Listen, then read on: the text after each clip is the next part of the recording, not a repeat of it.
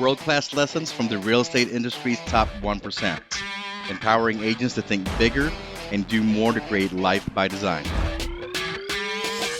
Get access to exclusive interviews with top producing real estate professionals. Listen in as we talk about their journey into business, best practices, and lessons learned.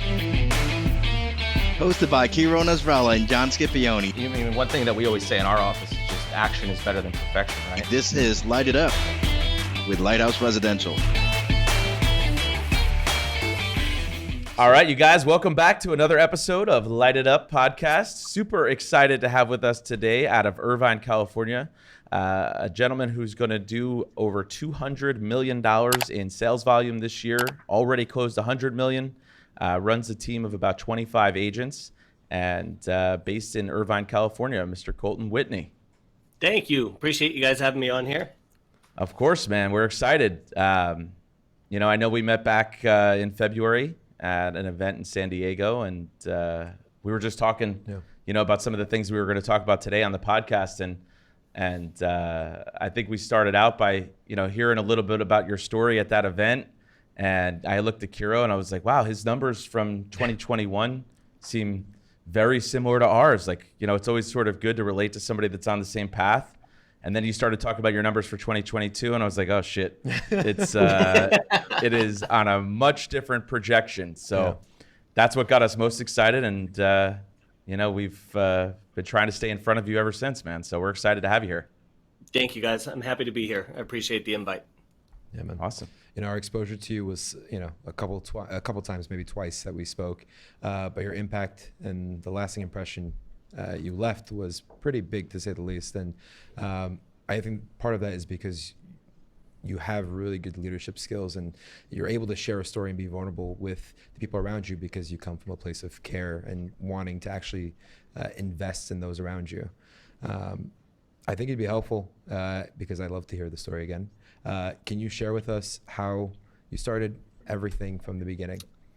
Yeah, so I started real estate when I was 18 years old, literally like the day I turned 18. I didn't want to get into real estate at all. Still don't like selling real estate.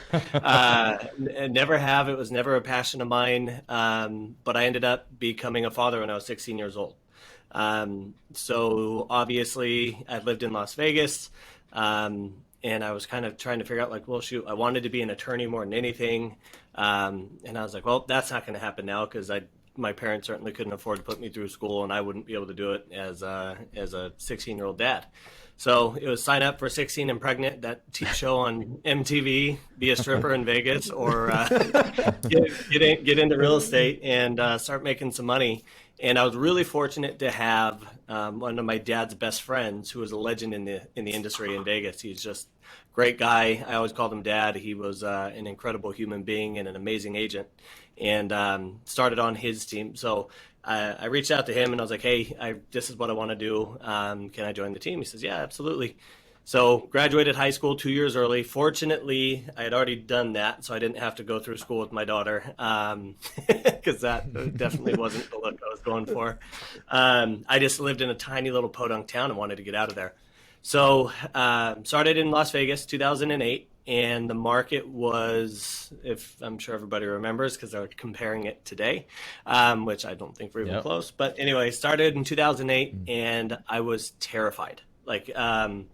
I was going into the market, I was digging ditches, but I wasn't more terrified than digging ditches in 115-degree heat than I was to go sit in an office and try to sling some real estate. So when everybody else was kind of like tapping on their back saying, good luck, kid, this business sucks, I was watching everybody go out of business, watching everybody quit, watching everybody lose their homes. I'll never forget the day I saw some guy's Mercedes getting repossessed out of the Prudential parking lot that we were like, it was carnage in Las Vegas. And the one thing that I had hugely in my favor was I didn't know any better. So it's like, that was my normal. So when everybody was looking at this through a lens of fear, I didn't know what the other side looked like. So to me, I was able to look at this through a lens of opportunity and say, okay, well, where is going to be the opportunity in this? So started out in Las Vegas, and we started doing a ton of short sales. My first deal that I ever did, we did a short sale, and I got my first check, and I owed money. I owed like I was like, wait, I didn't think this is how this was supposed to work, but I sold a $36,000 condo. It took 6 months to have the short sale negotiator negotiate it. The negotiator's compensation was $1,000. So after the team split, I owed money. So I went to my mentor. I was like, hey, I'll be our short sale negotiator. I've never done it before, but I'll do this. And I really gained a passion for it because, one, it got me out of like traditional showing homes. I really, really do not have any passion in that. So I was able to work from the office. I was able to structure, do the modifications and do the short sales. And we had people just walking in and out of our office. We'd list the house. We had investors that would already buy them at that same appointment. And we just started cranking out short sales left and right and did a ton of them. In the year I left, we'd said like 412 houses, wow. But that was in Las Vegas. And I hated Las Vegas. So ended up saying, well, California's nice. Really like it there. It's pretty. They've got expensive houses. Why don't we just go sell 412 houses in Orange County? Think about how much more money we'll make. So sure enough, moved to Orange County. Turns out, totally different market, way more competitive, and got my ass kicked. It was really, really difficult when we moved here. And in that process, I had a business partner. And the business partner and I, he kept trying to get me to come home, and I didn't want to because I was like, I don't want to go back to Vegas. I don't want to sell real estate. So fortunately, like the month they called me to try to get me to come back, they said, hey, why don't you just come home? I'm like, guys, I'm telling you, we're 30, 45 days away to finally having some stuff pop. And sure enough, had a couple start popping. And we saw that progression and all the results start to come from it and started to get off of our feet. And as that started happening, the checks that I was writing were getting bigger and bigger. He was in Vegas, I was here, and I was just like, dude, this is really challenging to continue justifying. But he was my best friend, still is, love him to death. His family is what got me into the business. I was like, I want you to move here to California and help me build this thing. So anyway, we had a long talk. We ended up going into a lawsuit with each other for 3 years, bankrupted me. So like right as we got off of our feet and just started finally having some success, we went into this huge lawsuit over the business and how we were going to dissolve it. And it was really unfortunate. Now looking here, he could be here today and we'd be telling the story laughing about it because he's family to me, but it bankrupted me. So we finally started seeing some success, finally started doing something good here in California. But then literally we were told we had a cease and desist. They were coming after the Zillow account, calling it worth a value and an asset. So literally anything that we were doing that was working, we had to shut off. And it was like back to square one again. And I was like, son of a bitch. Sorry. So as we started progressing in this, we came out of the lawsuit. And fortunately, he and I, we have mended fences. We truly do laugh about it now just because how stupid we were during that whole thing. But coming out of it, it was like early 2020. Yeah, it was 2020 because March 2020 COVID hit. And I got really intentional. I was like, I'm not building this the right way. We're not building it big enough, and we're not building it to what we want. And like, what are we doing wrong? And when I was watching all these other people who were building these crazy successful businesses, I was like, I just need to get around these people. I just need to be surrounded by them. So I got really intentional. It's funny, I'm telling this story today because literally right before this, I did my podcast with Kyle Whistle, and I just knew of Kyle. And I was like, I gotta find out who this guy is. I gotta find out how he's operating his business. He was an open book, helped me a ton. Mark Pattison, all these big agents, and they really helped us get a blueprint that made what we were doing fun. And for me, like I never really knew what the vision of real estate was until somebody kind of showed me the blueprint and was like, oh my gosh, look what we can build, and look at how much more of a passion that we're going to have in this. And the problem that I had with the business before, and sorry, I'm giving you guys a super long answer. No, I love it. No, that's great. The problem that we had in this before was, as a dad, I was working nonstop, which we all do. But it was really, really getting to a point where it was nonstop. And every weekend I was showing houses, and I was like, I'll never forget one weekend I showed 42 houses in one day. It was like the most, horrible. It was absolute hell. And, again, I was finding myself depressed. I was finding myself not happy in the business. I knew I wasn't being nearly as present as a father as I should have been. And So I didn't know any better. But as we started getting immersed and we found out kind of what the vision of the business was going to be, I got to get some of my life back. I got to stop working nights. I got to stop showing houses. I got to stop working every single weekend. And I will never forget the first weekend that I fully leveraged myself out of production. And I was with my daughter, she's 15 years old. And I said, "Do you want to go hiking tomorrow?" And she goes, "Yeah, what time do you want to go?" And I said, "Let's go in the morning." And I said, "Okay." So we go hiking. We had a great day looking at the ocean, and just a sweet, for me, this is like I try not to tear up when I tell this story, but it was just a great day between dad and daughter. And sure enough, when we finished the hike, I was like, "Well, now what do you want to do?" And I saw her kind of look at me, and she's like, "Well, don't you have clients?" And I was like, "No, we can, well, what do you want to do?" And she's like, "Want to go to the pool? Like, can we go hang out and go swim?" And I was like, "Yeah." She's like, "Okay, well, what time?" I was like, "We can go now." So anyway, I saw her, and what killed me as a dad was I knew what she was doing. She's accustomed to not being able to expect to have a whole day uninterrupted. She's conditioned to know that I got to go work. She's conditioned to know that I'm not going to have him. And she was good. She was amazing with it, but what a failure that was for me as a father. And anyway, we're sitting there in the pool. And she reaches over and she grabs my hand and she goes, "Dad, I really appreciate this." And I just remember like the feeling that I had, one, of like just total gratitude for being shown that there's a way better way to run our businesses. And the regret that I had that I just spent, at the time, 14 years with my daughter, thinking that she's not deserving of my time, like that she doesn't get my time, that the clients are going to be the priority. And for me, it just really gave me a really clear understanding of, one, she's always been my priority, but my actions really didn't align with that, as hard as that is to say.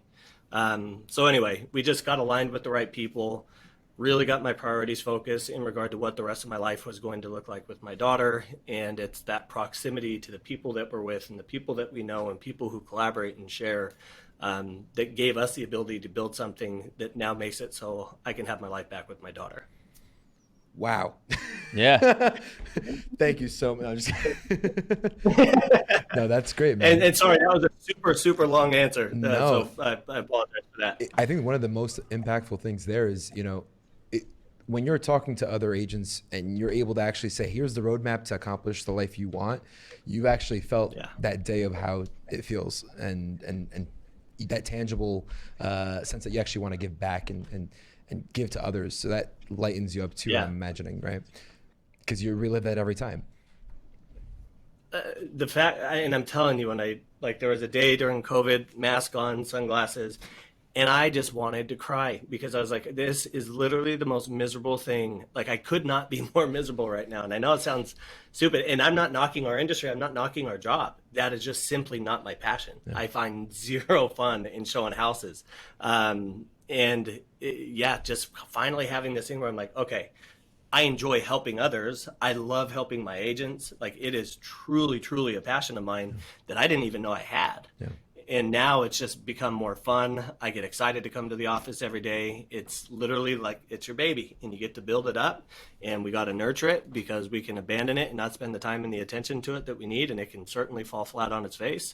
But it's a really fun challenge that I am just finally feeling fulfilled, and it's because other people have shown me how to do it. Yeah. At what point did you realize you were like, all right, I'm going to give up? Obviously, I understand that, you had that aha moment where you said, hey, I want to spend more time with my daughter and, not have to have spend, every waking hour with clients on the weekends. But at what point did the light go on and you said, hey, I can still make money in this industry, but I need to be a team leader instead of, boots on the ground agent? That's the big, because everybody asks. I mean, it comes down to, because we're really fortunate, and I don't take ownership of any of it. We've grown a ton, and now because we're starting to grow, a lot of people start asking, well, what are you guys doing? Like, what lead sources and what this and what that? And it's like, guys, there's no one answer to this. And the one thing that I did find out very, very quickly, you can have the best systems, you can have the best training, you can have the best everything. But if your leadership sucks, you are never going to have a high retention rate with your agents. You're going to have a revolving door. You're never going to get buy-in for your processes, your strategies. You're never going to get any of it. So it's like there's a lot of teams with the exact same lead sources and the exact same systems and the exact same everything. And this is not a I'm a great leader conversation, because it literally was not. I got lucky to where I was referred to a coach who I was told he's like, he's more of a leadership coach. And at the time, my ignorant ass was like, I don't need a leadership coach. I need a real estate coach. And oh my God, I was so wrong. And it was him who's really, really shown me how to be a phenomenal leader, because he is one. So when I have a problem, I'm like, here's how I want to react. Here's what I want to do.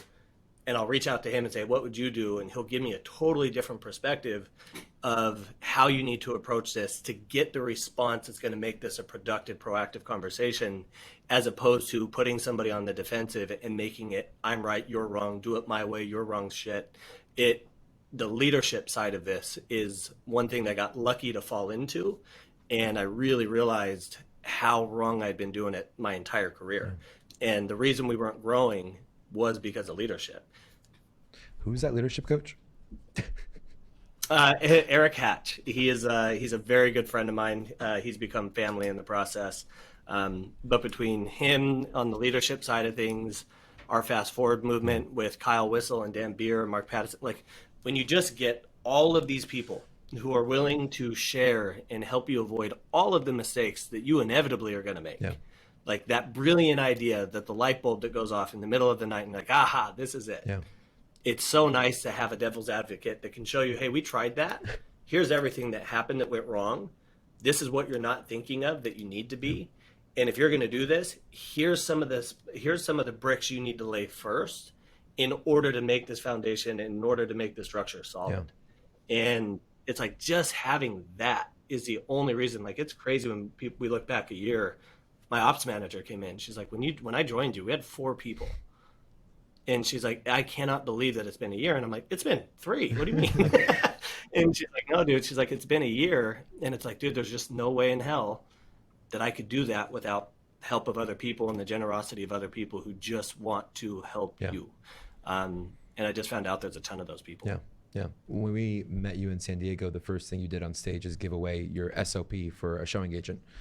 And it was super valuable. And you were just like, here, this helped me a lot. Use it. So it's just offering out free value and not even expecting anything in return, but that's how you get more attraction and more attention, right? It's kind of silly because it seems so simple. Like we as agents really like to overcomplicate shit. And we really like to think that everything's rocket science, and we like to, and it just isn't. Like what we do is not that difficult. But my mentor, when early on, the first guy, Frank, who's unfortunately no longer with us, he passed of cancer. But he always told us, he said, if you help enough people get what they want, you will never have a problem getting what you want. And in the process, like, I'm just excited to give because people gave it to me. Like, it's funny. People will call and be like, hey, I'm really sorry. I don't want to bother you. I'm like, dude, you know how many of these phone calls I've had on the other side? Like, hey, I need your help. Can you please help me? It's like, without this phone call, we wouldn't be here today on the phone. And it's like, these people did it for me. I am more than happy to pay it forward. And that's all it was. But then the results of actually just helping people and giving and helping other people get what they want has turned into ridiculous referrals and agent attraction. And again, it's cool. We're not reinventing the wheel. We're just following a blueprint that just works. Yeah. No, that's great. And what I hear you saying is that, I mean, you've referred to a few different people, right? Dan Beer, Kyle Whissel, your leadership coach, your mentor, Frank. Like it's all about proximity, right? So just getting proximity to all of those people. And, you know, as time goes by, I'm realizing just, you know, we need to get more proximity to people that are doing what we want to do on a much higher level, right? Yeah. So would you say that and again, I mean, we're not at EXP, and what's funny is when we went out to the event in San Diego, I didn't even realize it was an EXP event, right? Or we're good at that. Yeah. And he came to me and was like, hey, some of these big guys that you know, that we mastermind with are going, and there's going to be a lot of heavy hitters there, and held San Diego. And I was like, yeah, let's do it. Let's go. So we got out there, and as we were getting prepared for the first day or whatever, I was like, oh, wait a second, this is an EXP thing. It's going to be jamming it down our throats. And you know, it was not like that by any means. Yeah. I think a couple times throughout the event, I was like, Why is is no one somebody asking gonna me?" ask me to be an EXP or what? And it was never that. But what I'm getting at though is like, what I'm realizing is, I mean, we grew up in the Mike Ferry system, and we'd pay to be in coaching and pay for that exposure to those big, high profile people. And now what I'm realizing is a lot of reasons people are going over to EXP is because they can have proximity to people, like a Dan Beer, Kyle Whistle, and of course now you.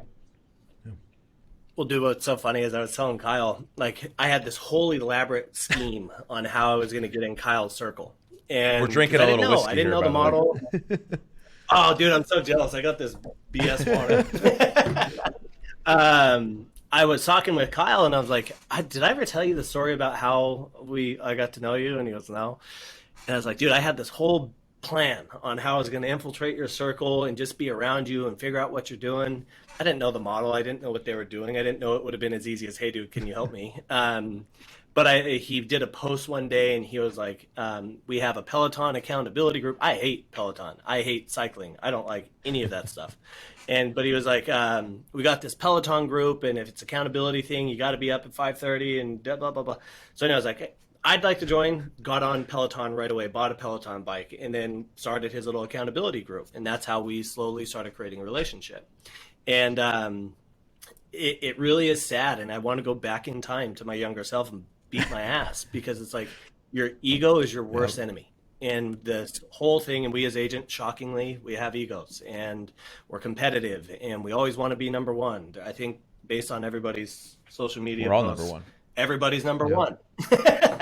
And it's like, look, and people will say, I don't want to be the smartest person in the room, but their actions don't align with that. And it's like, you do, and you have a problem not. And it's like, now that we're surrounded by these people who are truly just giants in the industry, and each time I think we're catching up, I talk to them and they've tripled their sales. And it's like, oh my God, I'm never going to catch up. This goalpost keeps moving. But the proximity and the power of proximity is so incredibly important. And I think it's something that so many agents are overlooking. You said the thing with EXP, and I agree. Like, we know what I'm not pitching it either. Disclosure. I knew what the reputation was, and I didn't want anything to do with it. And it's like, now at our events that we do here, now we've had plenty of people come join us. And the last one that I had that same comment. She was like, when you ended it, I kind of looked around. I was like, well, where's the pitch? What's in it for you? And she's like, I know there is. And she walked in the door and it worked. But it's like that, just genuinely helping people and not being one of these sleazy recruiters. And it goes the same way for when you're attracting to your team. It's not just to a brokerage. It's like the people you're trying to bring to you.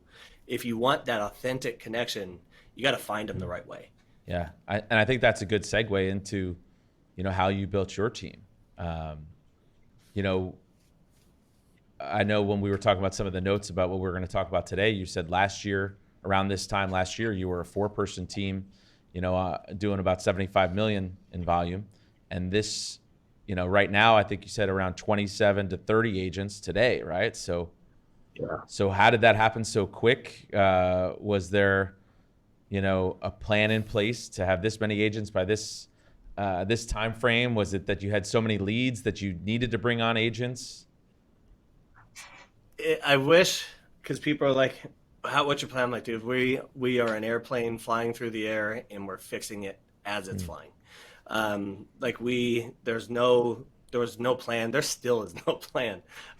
We just know we want to grow. We know we want to keep our culture. So when people ask, like, how big do you want to get? As big as we can get to where we can maintain what we currently have. It's like, we genuinely, and everybody talks about culture, and I think it's one of the most overused words when people don't have a clue what culture is. And it's like, what is your culture? And like, we do this. And I really think a bunch of that's it's all bullshit. And you talk about core values and you look at how they operate within their business, and none of it's held accountable. Like, their core value, that is not how they operate. And again, we didn't either. And it was just through trial and error and realizing the importance of having a culture that is going to be the glue that keeps us together. There's a lot of people that recruit and try to bring people into their teams, and they recruit people based on leads and systems. And John Cheplack says it all the time. He goes, why people join you is why they leave you. So if you recruit to systems and if you recruit to leads and those go away, they're going to leave you, because you no longer have the systems and the leads. But if you recruit to culture and accountability and core values, and they're really there because you guys connect on a deeper level that's just more than selling real estate, those people will still be there when things get difficult. And the market has gone through a total shift, as we all know. I know it's not good to timestamp these things, but the market's gone through such a huge shift, and we see it everywhere. Agents are fleeing, jumping ship from brokerages to teams. And it's like, I knock on wood, and it literally keeps me up at night. I'm like, who's going to leave? And it terrifies me. Like, I know it's going to happen inevitably. We're going to lose people, but it is something that just keeps me up at night, because I want to make sure we're providing enough value and making it a win-win relationship for everybody on our team to stay here and want to stay, because they know together that we will do better. And it really has been a huge shift in my mentality. It's been a huge shift in how we're operating our business. And Dan Beer said something to me. Sorry for my long-winded No, answer. it's good, man. Makes Dan our job Beer, easy. Dan Beer gave Dan Beer said something one day, and he goes, it was when I made the intentional shift to make my success dependent on the success of others that my life changed. And it's like, when truly, if they aren't successful, I can't keep the lights on. Or when they aren't successful, we can't do, like, everything that we're building and everything that we're doing doesn't work. So if you want to motivate yourself to make sure that your team's successful, make your success 100% dependent on their success. Because you see all these teams, and they're 95% of the production, and then everybody else on there is there to get the scraps. Those teams are a recipe for disaster every single time. Yeah. One of the things I think is good to know is that when a shifting market, or when you're in a shifting market, the first thing that deteriorates is the agent's mindset more than anything else. And the leadership needs to be so strong that way they're like, all right, we're good. We're trucking forward. Nothing's going to hurt us or affect us. What are some of the things that you're implementing with your team now in the leadership aspect that's reinforcing confidence in them to make them say, you know what, we're doing the right thing. We're good to go. We're very transparent, and if you join any of our, and we give our huddles. I don't know how many people have the links to our huddles, and we have random people hop on all the time. And it's like, we are brutally honest, and we are, and not in a way, and that's acceptable, because we've created the framework with the people that we've attracted, and before they ever signed on, we ensure that they're objective. We ensure that they have the ability to receive criticism that's constructive, that's not intended to rip them apart or tell them that they suck, but to help them understand where in their level of competency that they're at. And it's like, I'm sure you probably, the 4 stages of competency, and it's unconscious incompetency. And that's where a lot of agents still, to this day, after 30 years in the business, still are. And it's like, you don't know how bad you are. And then there's conscious competency, and it's, you know how bad you are. You know what you should start saying, but you haven't gone through the repetitions enough yet to actually know what to say. It's not secondhand nature. So all of your energy and all of your bandwidth is trying to be applied to, what am I supposed to say? Oh yeah, I'm supposed to say this. And then it sounds completely inorganic. It sounds very scripted. It sounds robotic, and it doesn't create a relationship. And then you have conscience competency, to where, okay, I've gone through the repetitions. I know what I'm supposed to say. I'm starting to get some confidence, but I'm not to the unconscious competency yet, to where literally, you remember the first time you jumped in your car, and the first time you ever drove, you're terrified. Where's the blinker? And you got to look for the blinker, and you're trying to figure out how do I put it in reverse, and you're dropping it into neutral, and you're moving, because all of those movements, all of those repetitions, we got to just get in the habit. Now we hop in the car. It's like, dude, I get to work sometimes. How did I get here? Exactly. How did I get here? Like, did I drive? Oh my God, I have no idea but I know I got back to email, and I know that's horrible. But it's when you can truly understand where you're at in your journey, it really makes it easy to help an agent understand, like, this is okay for me to be where I'm at, because this is a step in that journey. Like, this is a road that I'm supposed to travel down in order to get to my final destination. And when we make that very clear to them, that my job is just to make sure that I get you through these levels as quickly as we can. So I'm going to give you criticism that are going to help you avoid making the mistakes that I made. Like, we're going to help you so you can do more with less. The market started to shift. What got you here yesterday is not going to get you there tomorrow. So it's like, when we can really be intentional, and you can really focus on the things that are going to help you be more successful. Like, I think there's destruction by abundance. And I think in our industry, we got destroyed by abundance. And now that we had this immediate whiplash and this immediate e-brake and this shift, to where now it's skill set, now it's mastery, now it's your articulation of the market, now it's your ability to handle objections in a way that aren't going to sound salesy. Like all of these things now are coming into it, and we're opening up a shit ton more escrows because now we've been focused on skill set so much. And I tell the agents all the time, my job's not to entertain you. So we're going to come in here day in and day out, and we're going to practice a lot of the same shit. And it's going to get boring, but it's literally just so we can create mastery. And when we have mastery, we will be able to do more with less when everybody else is freaking out saying, what the heck are we supposed to do? So this shift is very, very welcomed by us. One of the things that you said that rung a bell in my mind, John always tells our agents, you know, when I first started, I used to show 30 to 40 homes just to get one offer accepted. And, you know, it's almost too painful to remember. Incorrectly. It's almost too painful to remember what you actually had to do in different marketplaces versus when you show 3 houses, you submit an offer, maybe you lose one highest and best, you show another house, it's the only one available, maybe you get it, and then after 3 offers you get it from there. And the skill set required, you know, in today's marketplace or before the rate hike was essentially, can you turn a doorknob? Can you push it open? Right? And we're so big on skill development because we know that, you know, when the good times are good, you need to focus on when they're not. And when they're not good, you need to focus on when they're going to get better because that's what you're investing your time into. What are some of the things that you've learned, I guess, from your proximity that you're now prepping them other than skill set and the training? The best, I call it what my mentor would have called the pop heard from around the world, is when, I don't want to say this on your guys' podcast, but he goes, when your head finally pops out of your ass, he said it's going to be the pop heard from around the world.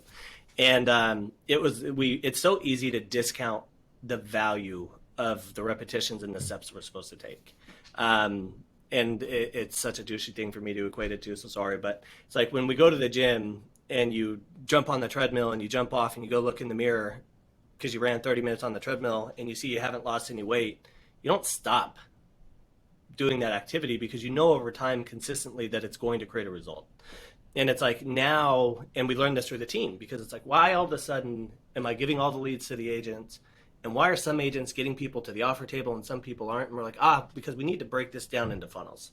We need to be able to identify, okay, so an agent's getting good on scripts or getting good to get somebody in a home, but where we lose all control is when they're in the home.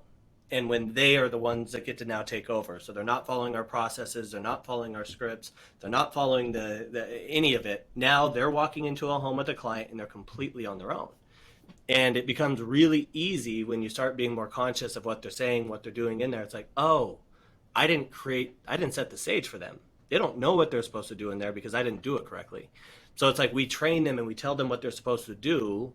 But it was when I realized, oh my gosh, we got to stop training people like this, because if you want to be an amazing golfer, and I shouldn't use golf as the analogy because I don't know anything about golf, but if you want to be a great golfer, would you rather watch 1,000 hours of YouTube video, or would you rather have an hour with Tiger Woods in his prime?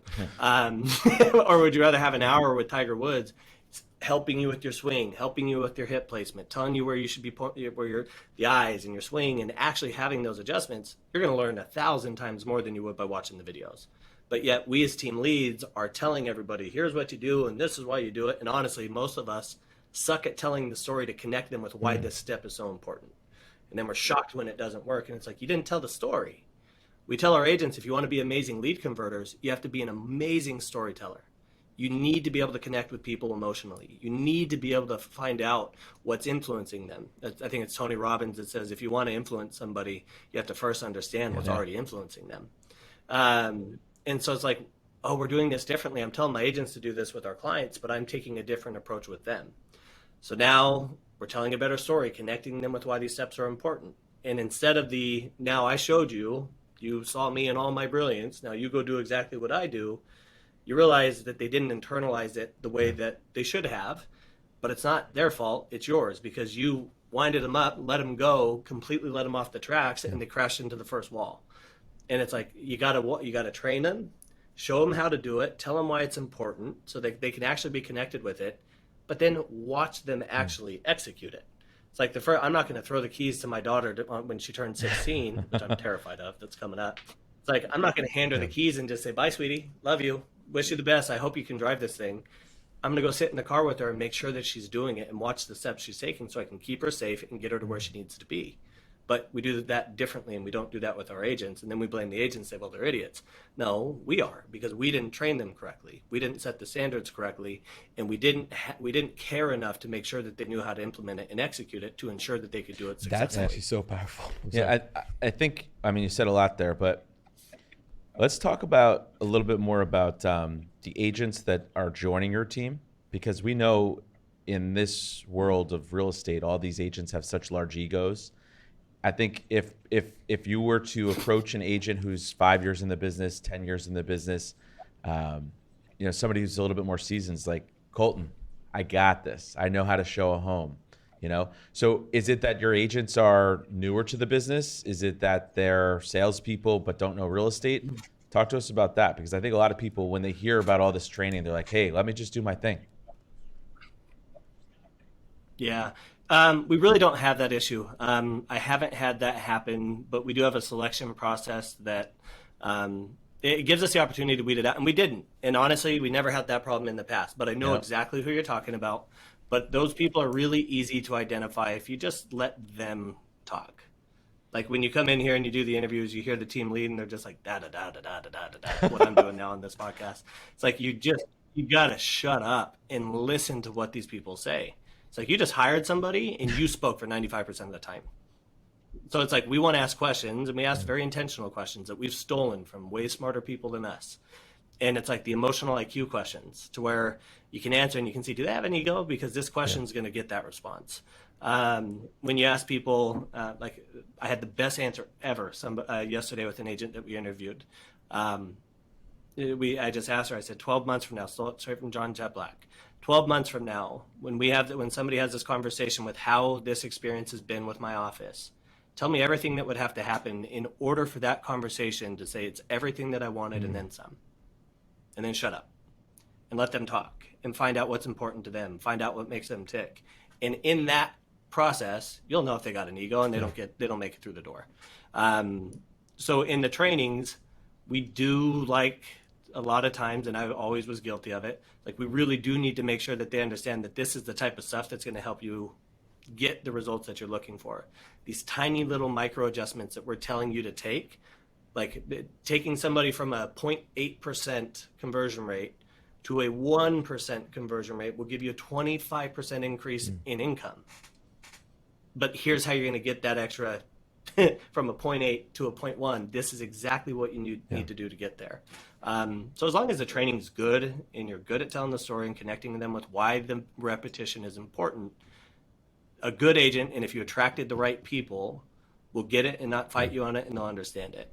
And if you hired the wrong person, it's still your fucking fault, because you're the one that hired them.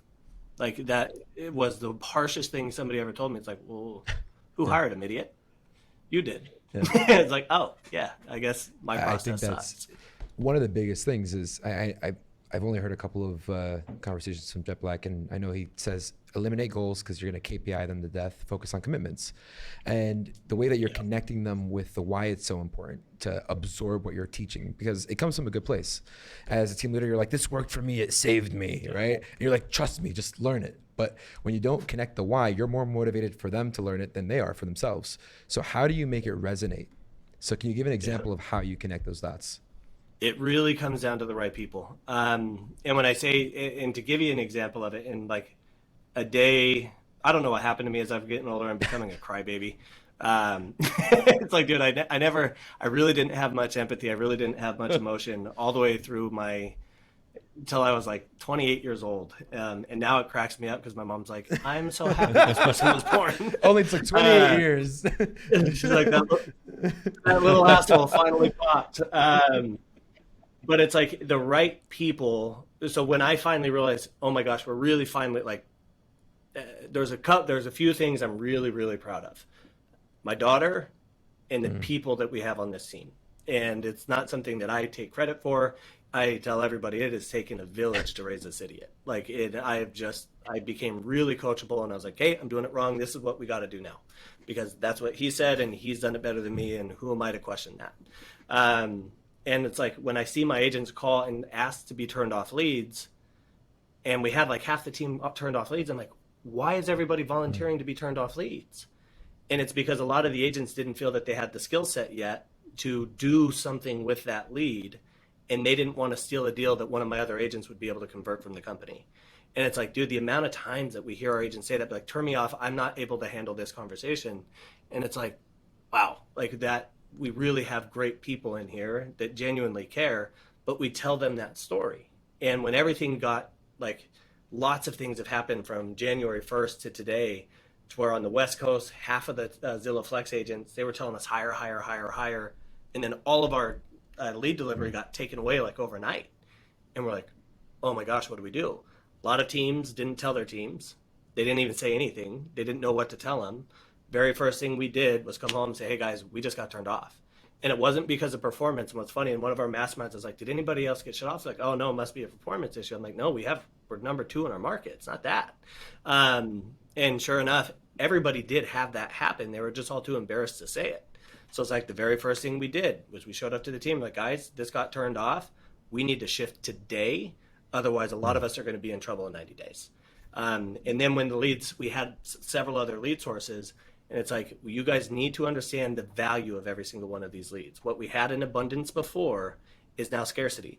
So when these leads come in, you need to understand if you do not follow the steps, and if you do not know how to handle the objections, and if you do not know how to connect with somebody and get them from where they want to be to where they want to go, and get them to see past all these hurdles and past all their fears and past all their concerns, you're going to take food off the table from somebody else on the team. Booney's daughter, who was just born, the daycare that he has to pay for so he can do this and so his wife can. All of these people, You're taking from them. And it's like now you hear about this huge shift. Now, thankfully, we got all of our connection volume back. I think they went and fired like 7 teams, gave their volume back to the other teams. And it's like you hear people talking about peacetime leadership and wartime leadership. Peacetime leadership, we let things slide. Peacetime leadership, the things that you know you should be doing, some of the disciplines that we're slipping, you let that go because it's not worth the fight. But wartime, it's when we're relentlessly adhering to the process and we do not tolerate any deviations from it. And it's like in role play and the processes, the text messages that they're supposed to be sending. It's like each of these leads is a weapon that you're going to use to help us win the battle, which ultimately will help us win the war. But if I give this weapon, which are already scarce, to somebody who doesn't know how to swing it, they're going to get slaughtered on the field. And somebody else who could have helped progress us down the field they could have had it, but I screwed up as a leader, gave it to somebody who was inadequately prepared. So it's like when you tell them the story and they really connect it, like, okay, if I don't do this, I'm taking food from somebody else, or I'm taking. So anyway, it's a really long-winded way of me giving the answer, but it helps connect them with why this shit's so important. You need to partake in the creation to partake in the rewards, essentially, or be involved with the hard work to get there. It's interesting. We had a conversation a couple of weeks ago. Yeah. The morning routine, it's funny how social media makes you feel like you know somebody, because following you on social media, you're up at like 3:30 in the morning, you're reading a book, bicycle. That's kind of stalkerish, me saying that, sorry. But that puts you always in a... He stalked Kyle Whistle and you're stalking him. Perfect, right there. There you go. That always puts you in a war. Did you buy a Peloton recently? I've had a Peloton since the pandemic. It's... We've got a group for you, brother. Hey, man, I'll sign up. I need the accountability for sure. But the morning routine puts you in always a state of mind of wartime leadership, where you're intense. And the biggest struggle that I see, and honestly, we have the same thing, is we're always very intense, but we don't mean to come off that way. With the agents especially, right? It's like, I want you to partake in this. It feels great being on this other side. How do you reiterate that? Is there another story you tell, or is that all in part of that same story? That's one of the most difficult parts, because it's not, we know this, it's not what you say, it's how you say it. And we listen to agents all the time, and it's like, well, I said what you said, and it's like, it sounded a little fucked up. Like, it hit a little bit different, and like, it's a tough thing, and I don't know how to train you. I think in order to fix it, what changed for me was like this level of empathy that I've never felt empathy. And I know that sounds awful, and I've never been a horrible person, But I've just always been this person that's like, hey, life's fucking tough. I'm Get with up you, and man. just move on. Like my sister. My wife man. says it about me all the time. She, yeah. And it's like, dude, that's, and by the way, like what made this click was I had a sister who was like, she felt everything. Like if you had a bad day, her day was ruined until you were okay. And until my sister, like it took her, my sister took her own life. And the reason she took her own life was because she constantly was carrying this weight of everybody else. And I used to yell at her and I'd get mad at her and I'd get frustrated and I'd hang up on her and I'd be a dick because I'm like, stop making everybody else's problems yours. Like, go be happy, go do this, go do it. And then when she took her own life, because literally the weight of that, I can only imagine what that felt like. And then the minute they're gone, it's like, man, there needs to be more people like that. Like there really, really needs to be more people who genuinely give a shit about your well-being. Yeah. And there just isn't.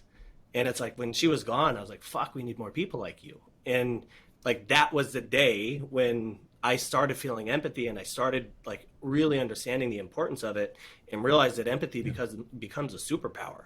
And it's like, then when you can apply that to your agents and teach your agents to apply that to your clients and realize like, hey, this isn't your commission check, asshole. This is, and this is how we talk in our meetings. So it's like, look, this isn't a commission check. This is a mother and a father who are going through a divorce and they're trying to tell all the different stories to get somebody in a home. And it's like, stop looking at this as a commission and start looking at this as you getting somebody from where they're at to where they need to be. And it's your job to make sure that you can shepherd them there, but your ability to do so is subject to your skill set. And until you realize how bad we really are, and we start understanding the 4 levels of competency, it's like they get excited to progress into that next level. And you'll see them share in the group, like, I finally was able to say it. I didn't even have to think about it. That was so awesome. I can't believe it worked. And then they share in their wins with one another. And if one of your questions with older agents is how do you get an experienced agent to start doing the activities that you know they need to? And it's really, really difficult, but the answer is you let the new dogs either whip them into shape or replace them. And the new dogs come in and they start doing everything right. You publicly praise them. You publicly call out their wins. You publicly call out their actions and their disciplines. And the old dogs will hear it and they will whip back into shape if you have the right people because they realize the new methods are working and I got to change. You referred to this earlier on. I think you were talking about when you were younger, you were like, I just didn't know any better. I think when you were talking about doing the short sales or whatever, there's an agent on our team. She's 18. And I mean, she just doesn't know, like she's never been screamed at by an expired or a for sale by owner or a frustrated client. Like I think all of her deals have closed on time so far. And I'm like, I fear for the day when shit doesn't go as planned, but she's just, got her head up every day and she's just, running 100 miles an hour, but it's because, no one's told her otherwise yet. But it's those younger people in the room that I think can make all the difference. I think some of the biggest, most badass agents that we're going to know 10 years from now are going to be born today. Like I truly believe some of the biggest, best names that we are ever going to see in this industry are working right now and you don't know who they are yet. Yeah. And it's like, that's exciting. Like, and anybody who's listening to this, just know like that is exciting. That opportunity to be able to pick up the scraps while all your competition's fearful and rolling up in a ball and scared of what the market's going to do. And they might lose this and they might lose that. While they're focused on all that, missing the opportunities, you go pick that shit up. And it's like those agents are going to be the ones. One of the most impactful quotes I read recently was, sometimes when it feels like you've been put in a dark room and you can't see any way out, it's not that you've been buried. It's really that you've been planted to sprout, right? And more or less, we went through what you went through to have the impact you have on your sphere and your group right now, right? Those 30 people get to reap the rewards of what you went through to be able to do that. One of the biggest things, I guess, that in this industry, we are a very vain and ego-based industry, unfortunately. How do you get past the, we don't see him in the trenches too kind of thing, or that doesn't come up at all? They know me. I'm here every single morning at 6:30. Like at the latest, I'm here at 6:30. Sometimes 7 if I can't get out of the gym early enough. They know I'm up at 3 o'clock. Like the reason I do what I do, I hate social media. If you go back before we started building this, I didn't post anything but my daughter. I never posted to stories. I posted maybe every quarter, if that. I hate social media.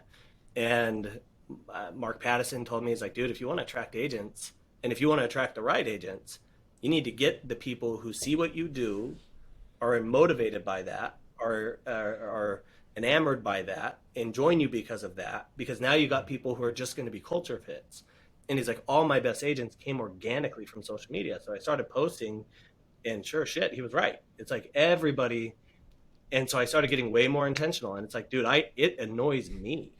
I'm annoyed by some of the stuff. I'm like, oh, I'm going to be this guy now. Yeah, my team just knows. So I'm the first one in here. I am always the last one out of here. And it's not I'm not saying, like, I tell them constantly, and this is a huge shift I had. I was work.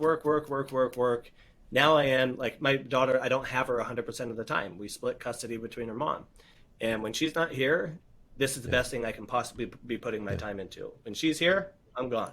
And it's like, my team knows I work 15 hours a day. And like one of the guys said it, he's like, you could take the next 3 months off and you will have worked more than me. So it's like, they do need to see what you do. You need to be transparent. They need to understand the struggles. And I think a really, really important thing for us to connect them with, because now new agents come in and will say that, like, that mentality will come in, but my OGs will defend the shit out of the company. They'll defend the shit out of me. They'll defend the shit out of each other, because, like, you don't know what we went through. And when people see my ISA, Brittany, who is family to me, and she's been with us for 7 years, it's like she gets so incredibly defensive because we've had to fire her and lay her off. We've not been able to do payroll. Like, she's been through all the shit. And she's like, I know where we have been. I know how much they have struggled, and I will not let anybody else screw this up. And it's like, again, it's a people thing. It's not a process or a system. So telling the story touch upon what you said with the social media thing, I think we all go through that stage. I mean, there was years where I was doing a high amount of listings and I just wasn't telling anybody about it, right? So I think sometimes we have to, like you were jokingly saying, like, oh, I'm this guy, I'm posting this. I think there's sometimes where we have to just say, hey, it actually, you know, people want to know your story and people want to know what you're doing behind the scenes. So it's not just, oh, at the end of the year, I took 100 listings or 200 listings, or I grew my team or whatever, right? To see the actual steps that it takes is I think, helpful for people to put the pieces together. There's somebody who does, I don't do this, and she does, Rachel Novak, and she is incredible. She doesn't do the just listed, just post. If you want to know how much people hate it, go post it just listed. Yeah. You'll get no likes. You'll get maybe 2 likes, if that, and it's the husband and the wife that own the home. It's like, go post it. Or go post a picture of you hanging out with your team at a barbecue. That all of a sudden gets a ton of engagement. So if you want to know what hits and what doesn't, just go focus on the engagement. And it's like Rachel Novak, love her to death. She married to one of my best friends and my brother's, Mike Novak. She tells a story on every listing, like the compelling stories. I met this family back in 2007. They had this problem, and this problem, and here's what we did to make sure we could get them out there. And she tells this whole long story, and it's like, dude, if you guys don't start doing that, like, that's the story. That's the just listed. That's the just sold. Because people get it. They know without you saying, look how great I am. It's like every agent posting, I just sold a house for $180,000. Put your cape away, superhero. That was the market, not you. And we got to do the same things with our agents. So when we're selling, like, I don't put my face on. My name's not even on the company. That's my middle name. I don't want it to be my name because I'm an introvert. I don't like talking to people, which is funny because I haven't shut up. But, like, we got to do the same thing with our agents and call out our agents' wins and to give them credit and to give them shine when they need it. And everything just works out really well when we do it. Our team, we have a similar philosophy. You know, we're in the office every morning, super early. We're the last ones to leave. We're grinding. You know, we're in there in the trenches every single day with our agents. And our agents on our team are actually required to be in the office and, you know, for training, for, you know, outbound lead generation, that sort of thing. But now you're part of this, you know, EXP revolution, right? Where it's the virtual office, and there's some of the biggest teams in the country don't actually have an office space and they don't actually all have to come together and everything's virtual. Why did you decide to actually have a presence in an office and make that part of your philosophy? There is a 0.0% chance that this would work if we weren't here together. Like I can genuinely, to prove that point, we worked together with the four of us at Berkshire Hathaway when we were there. And we had a big open office, and I always have had an open door policy, and it's worked out really good. When we left, we were like, oh, we need a Regis. So we went and got a Regis, and that worked. But as we started growing the team, we had to take like sectioned offices. So we went from this big open office to office, office, office, office, office, office. You could see into the ones that were parallel to it, but it started creating cliques. It started creating drama. It started creating frustration. It started disconnecting people's connections. The value of the relationships got completely tarnished. And my best friend, and now the guy who we just promoted to director of sales, Brian, Booney, came in and he goes, I'm wanting to quit. I hate this. Like, we need to get out of this office. And thank God Holly, my director of operations, found this office. I thought this thing was a scam because it was such a good deal. But it's a big building, and we sublet the whole top floor. And we're like, we got to go back because it's a big open office. Nobody's allowed to have private offices. All agents, regardless of how much they sell, they're out in the open with everybody else, and that's it. And now that we've taken over the downstairs, it really does make sense for me to move for 100 different reasons with the office. I refuse to leave because I just don't want to give that disconnect from being available, being accessible, seeing them seeing me. It's like, we don't want to, it almost destroyed the business when we went to an isolated office. So it's like us, if you come in here at 7 a.m., I promise you I have 4 or 5 agents here just waiting for the huddles, already working. And it's like, we need to be around each other in order for that flame to stay lit, because eventually it does die down. But when you have the support of colleagues and others who are like, hey, why aren't you here? Yeah. And they get that text message the next day. I'm glad you said that, because I think there's times where we meet with agents that are maybe a little bit more seasoned, not, some agents that have deals under their belts. And I feel like so do you require your agents to be in the office? Yeah. Required's hard with 1099 employees. We have what we call accountability agreements. And we have very good conversations with people. We're jiving on about accountability, training, culture, thoughts. And then as soon as we start saying, hey, our agents are expected to be in the office, for lead generation and training and stuff, that's where we sometimes lose people. So I'm actually excited to hear you say that, your philosophy is that you guys can all do more by being around each other. Let the door hit them on the ass on the way out. Like, if we have somebody, I'll push the door into their ass on their way out. Because it's like, if they don't understand the importance of treating this like an actual job, they want to make doctor money but be able to work part-time effort. And it's like, dude, first and foremost, it doesn't work. Secondly, everything's earned. Like, my top producers who are gold or platinum, we level them by bronze, silver, gold, and platinum. It's like, everything's earned. So the work expectations of a bronze agent is you are at every huddle. You attend every Monday meeting. You do this amount of output. You do this, you do that, you do this. And if you don't have to. You're a 1099 employee, but I sure as shit can turn off the leads. So you do these things in order to earn the opportunities. If you don't do these things, you don't get the opportunities.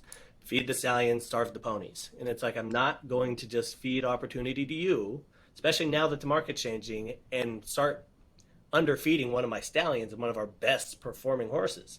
Hell no. They're going to get that carrot. They're going to get that hay. They're going to get those oats. So you can earn it and you can get it back. But when you're a silver agent and you're selling a little bit more, now you only have to come to 4 instead of 5. Now you're not required to come to the call night. You're not required or expected to come to this or that. And then when you become gold, way less. You're only required to do 3. And when you're a platinum agent, you only have to come to the Monday meetings, because that's when we announce changes. Because now we're getting big enough to where it's like, if we go out and talk about it today, half the team's not here and half the team doesn't know about a new change. So Mondays are when we announce any big changes, any big things initiatives that we're doing with the business. And it's like, you do got to get out of your best performer's way. And you can't try to keep a noose You can't keep a leash and a collar around them, because you'll lose them. Like they got into this because they do want to have the freedom, which is why we got into the business, to be able to live their lives and do what they want to do, and they've earned that. So we need to get Some out of the things way and I let them do gathered it from this for is a formula. What I'm hearing is openness and transparency with the business, plus connecting them with the reason why they're doing the activities equals fierce agreement to literally have a tight ship. And then you get to maneuver it in adapting markets. And that's how you're able to get ahead of shifting markets, which is amazing. Anything to share with anybody who, you know, is wearing that negative or having that negative energy about the market shift? What piece of advice would you give to those people? Give yourself time. You're allowed to feel what you feel, but the longer you take, and this is what I'm telling my agents now, we are a lagging indicator business. And it's like you guys are still seeing the results. So a lot of my agents are still opening up escrows, but I'm looking at their output. I'm looking at their KPIs. I'm like, 90 to 120 days from now, this is going to look different for you. So it's like, look, I get it. There's a lot of burnout. Everybody's feeling it. Give yourself time to feel what you feel, lick your wounds, understand there's going to be changes, understand and commit to what you are going to do in order to get to where you want to be. And the longer you take to do that, just understand this runway ends. And you got to get in the air at some point. And it's like the ones who wait to throttle up until the runway's 10 feet in front of them, they're going to crash and burn. We know that's the way that works. So it's like the sooner you realize that what got you there yesterday is not going to get you there tomorrow, and that you really got to put the throttles down a lot faster than what you've been required to, do or don't, but it's up to you, succeed or fail. You just got to pick what. You know, one of the things that I'm just going to say, I'm going to sound like a dick rider because it's been on social media like crazy, but you know how they say, you know, hard times make for strong men, and then, you know, good times make for weak men. And it's interesting because John busts my balls like crazy for tracking our numbers like crazy and being obsessed with our numbers. And I'm just like, no, because I want to track our numbers. Yeah, I get very lax on it, right? Because we're spoiled. So it's like you realize that, when the market changes, that's what you're going to rely on for the decisions you make, you know, more than anything else. Data-based decisions as opposed to emotion. Agreed. Data usually works a lot better. I'm going to definitely join the, if you feel nice enough to share that Peloton group, I'll be on there cycling saying, so what do you use for this? 100%. I told Kyle, I said, I can't do it anymore with you guys. You're soft. You do it at 5:30. I got to do it at 3:30. Awesome, man. Well, we really, really do appreciate your time today. I think this was, people are going to find this, you know, hugely beneficial. And if anybody wanted to reach out with you or reach out to you or connect with you, what's the best way for them to do so? Instagram, Colton Whitney. Just look up my name. I think it's there at the bottom left. Text me, 949-424-9975. Like, literally, I'm available to everybody. And I hope that continues. Time's starting to get more scarce, but it's like, as long as I can, I want to be able to help. And I always like to clarify, it's like everything that I just said sounds really, really great. Understand, there's a lot of the shit that we try to hold accountable that doesn't happen the way we're talking about. But it's like, we're slowly getting it back on the tracks and getting these things into place. Because like you listen to these and everybody's like, we do this and that and it's all perfect and sunshine and it's rainbows. And it's fucking not. It's a total disaster. Every time we think we figured it out, now we got to create a new bridge to bridge this gap. And it's like, it's always a mess. And the day I don't feel like everything's a mess is I think the day I'm going to either die or retire. So it really just, I just hate when people get on here and act like everything's perfect, because it's not. This is what we try to do. This is how we're trying to get where we're trying to be. But it's very imperfect. It's great to hear someone at your level say that. It's in a fucked up way, right? It makes you feel normal. It's reassuring, right? It's like, that's what normal is. There's chaos in other places too. That's good. Yeah. So we're all a mess, and it's nice when you surround yourself with people who are vulnerable enough to tell you where they mess up, and vulnerable enough to tell you when their P&L's not looking good. Like when you find somebody who'll be like, "Holy shit, we lost $70,000 last month." I'm like, "Oh my God, you're my guy. You're the person I want to talk to," because I hate these people who pretend like we're always at 25% profit and we're always doing everything right. It's like, that's just not what happens. And the minute you're around those people, I love that. Dip because they're lying. This has been really awesome.